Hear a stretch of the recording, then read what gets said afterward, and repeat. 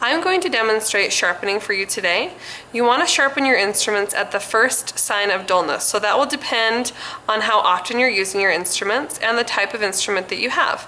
So this may mean that you might do it daily, weekly, on your downtime, or even during an appointment.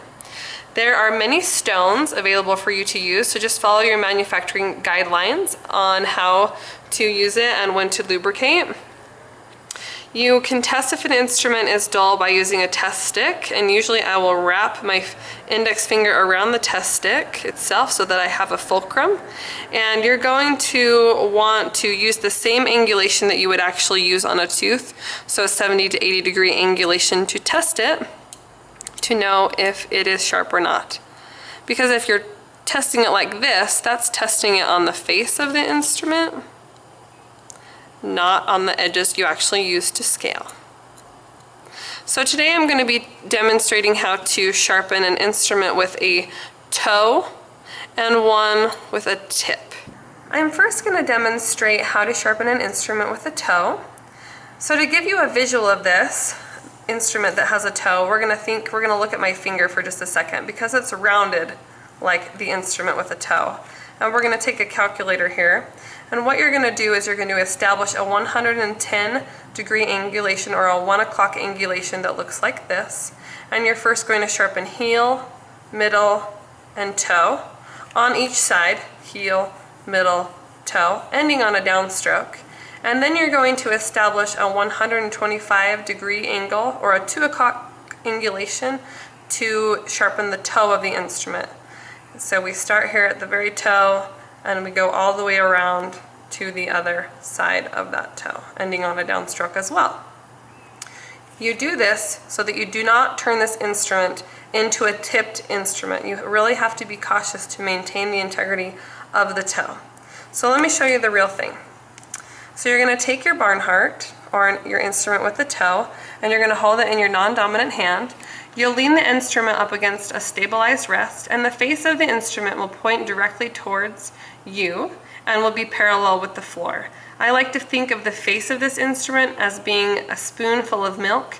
If I turn it too far to the right or to the left, the milk will spill out. You can hold your stone in two different ways. You can hold it with a top to bottom hold.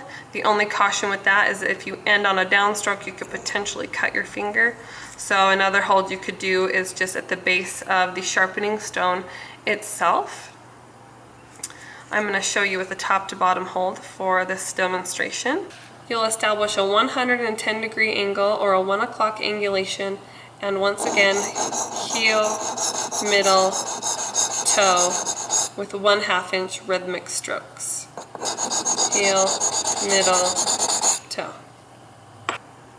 Then you're going to establish your 125 to 135 degree angle, or your 2 o'clock angulation for the toe. Start at the side toe and come all the way around to the opposite side of the toe, ending on a downstroke.